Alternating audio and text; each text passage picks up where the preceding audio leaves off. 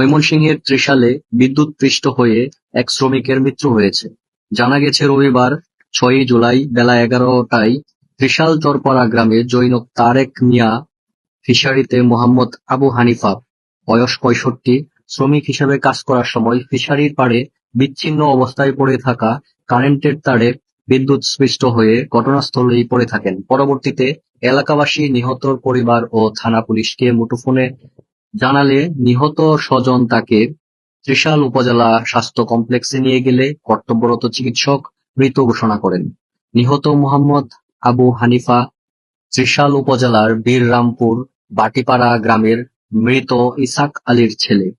এ বিষয়ে ত্রিশাল থানার officer in charge Mansur আহমেদকে কল দিয়ে পাওয়া যায়নি। সবাইকে ইবিটিভির পক্ষ থেকে ধন্যবাদ।